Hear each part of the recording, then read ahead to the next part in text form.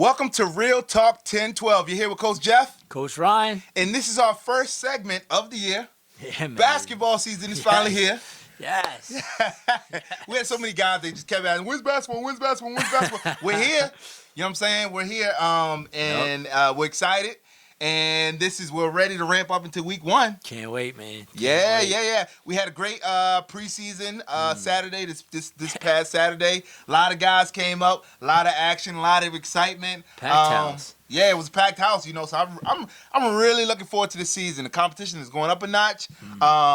More prepared, everybody more excited. And yeah, we're ready to rock for week number one, So yeah, just some quick announcements. If you guys do not have the 1012 app downloaded on your phone, make sure to download it. It's free on Google Play and also iTunes. I'm Team Android over here. On iTunes. Also, make sure that you guys take care of your clearinghouse eligibility requirements, which are either doing one of the community service opportunities that those all actually passed. So you would have to take part in one of our life mapping sessions with Coach Ryan on before week 3. If you're not there by week 3 and don't have that completed, or have not paid $10, that's the other option, then you will be ineligible. And those life mapping sessions will be available all day throughout this Saturday and next Saturday. Just let me or Coach Jeff know that you're interested in life mapping, and it'll be taking place in one of the classrooms at Robert C. Cool. Yeah, what is life mapping? Why are we doing that? What'd you say, man. So for our guys, we have so many guys that all talk about, oh man, I want to be a professional athlete. I want to do this. I want to do that. And you know what? We want to say, all right, well, how do you take some action steps? What's real to you? What's your ultimate goal? What are you trying to do? Yeah. And let's put some pen to paper in that. And if there's ways that, 10, 12 sports, some of our coaches, some of our volunteers, our staff, if we can walk with you, if we can help you and get into some of those goals and doing those action steps to be where you want to be, we'd love to do that. Cool. Yeah, man. Yeah. So that sounds good. And I look forward to just seeing even our guys and seeing, what are your goals? What are your aspirations? What do you hope for, even the next 6 months in getting towards your goals? So I'm looking forward to that. Make sure you guys get that in. Last announcement, if you do not have a waiver that has been filled out, if you're a new player, you need to make sure that you fill out a waiver to be able to play in the games on Saturday. It's a liability thing, so we need to make sure that we get that get that done. So without further ado, we had all 9 of our teams represented at this past Saturday's preseason preseason games, mini games. A lot of excitement, as we said. What were your thoughts though? Any surprises? Anything that wasn't a surprise? Anything that was? Any teams that kind of stuck out to you? What do you think? You know what? I saw a lot of. It didn't surprise me that I saw a lot of the regular guys. Some of the guys that came from football. Also, some of the guys that I just know have been talking to us about basketball for months now. It's just like, when is basketball season? When is basketball? So I knew some of those guys were coming out, and man, it was just cool to see. Some of the guys from the Bulls from last year. Yeah. Some of the Lakers guys. The Celtics were all there. Some of the old Nuggets guys. Man, it was cool to see some guys returning back again. And then some of the surprising things was, man, there were a lot of younger guys that are hungry, man. Yeah. Really hungry to play. And, I saw on that Wolves team and even some of the Knicks guys, I'm just seeing guys hungry. Yeah. And I just love it. I love it because they stepped up, and some of them, they're already starting to look to some of the senior leaders on their team. Yeah. Who are encouraging them to say, hey, don't be shy, man. You got to get stuck in immediately. Yeah. Don't be shy with the ball and just act like you own it. And, yeah, man, I love that. I'm just seeing some of the guys who've been with us for a while. They know what it's going to take to get to the playoffs and do well.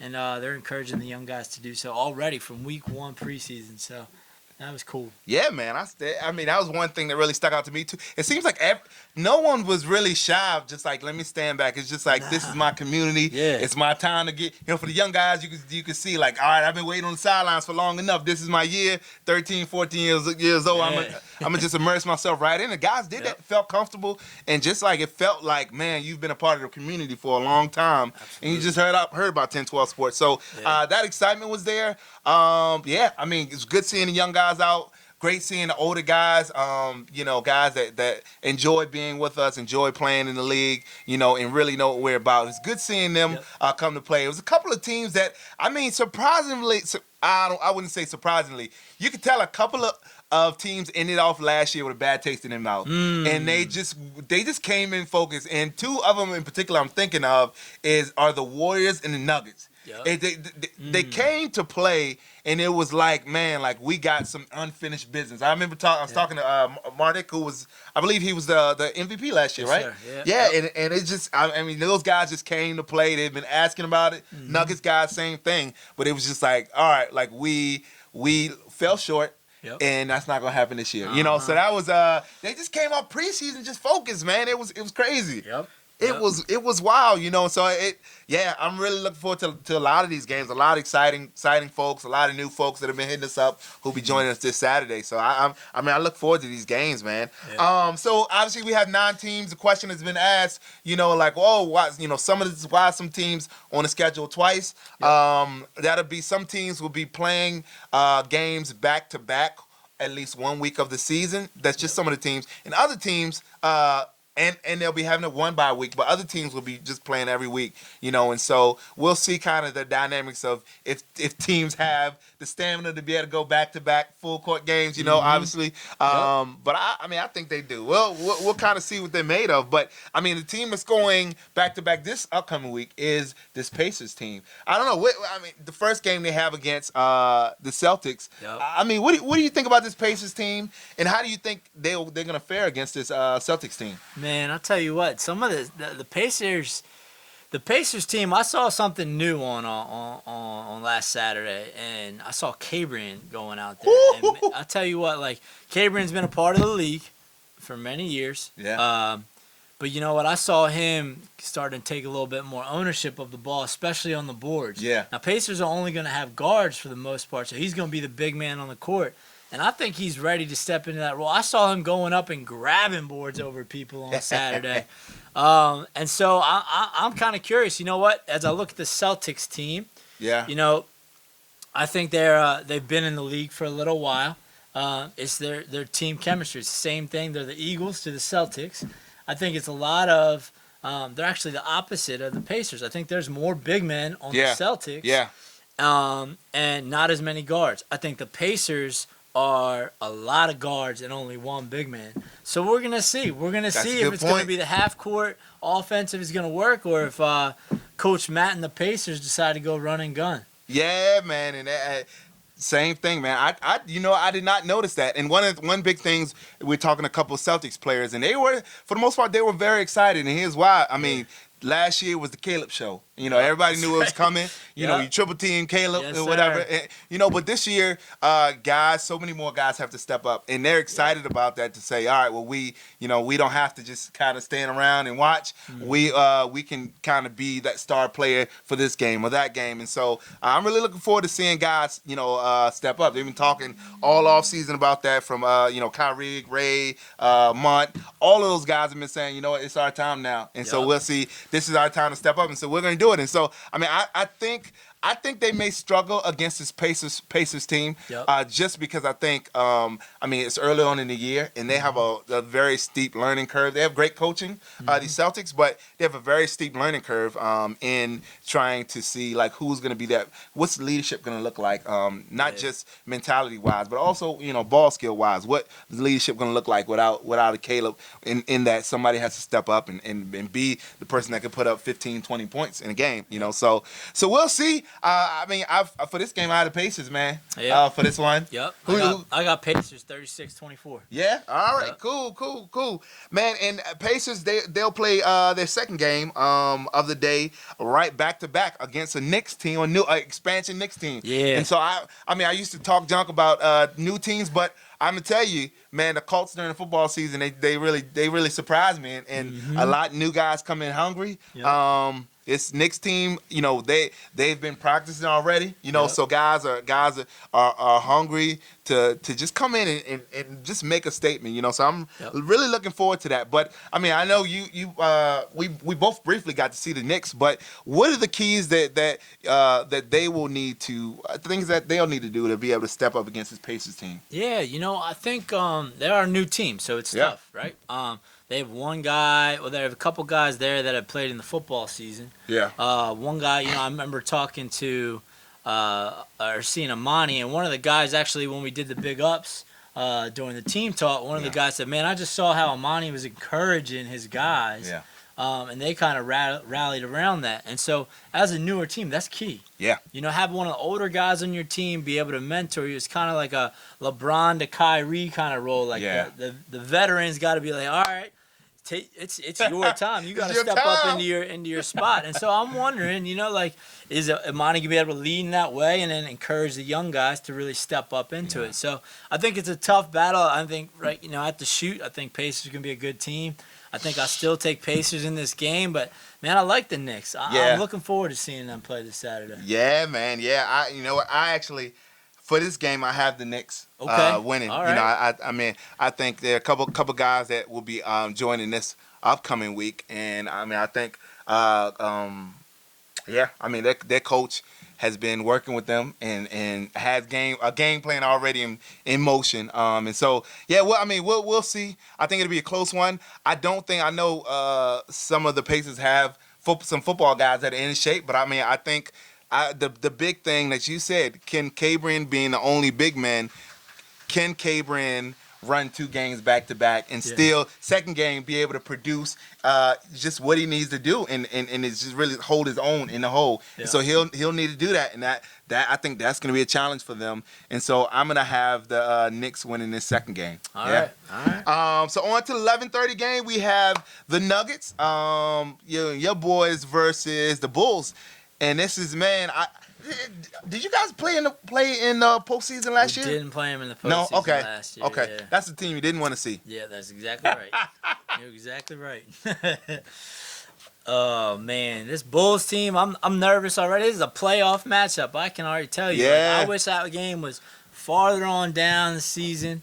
Once the Nuggets kind of got their team situated, because I think the Bulls are the favorite this year. To be honest, I saw some of the guys out already. I saw Dante out there. I saw the 2 twins, 2 towers, coming out in the Bulls, and so I'm a little nervous for this game with the Nuggets. I'm gonna ride with my Nuggets on it. I think we got some outside shooters. I know we have Andre back. I think we had Tim back on Saturday. So I'm gonna definitely ride with my guys, but that's going to be a real tough match. Yeah, man. Yeah, I'm going to have to go with your guys, too. You guys have picked up a couple of other weapons that I saw the other day. And so I think, you have some young guys who are excited about playing, but you also have some veteran guys who, again, they had that mentality of, you know what, we're just going to come hard because we fell short last time. Yep. And, I was really impressed with, I'm going to tell you,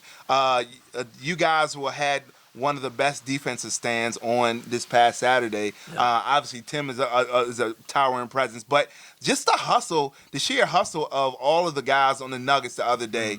Young guys like Larry stepping up, guys like that just say, I'm gonna come in, and when I'm in, I'm gonna give all I got, and I'm gonna make some noise. And so saw that on Saturday. I believe.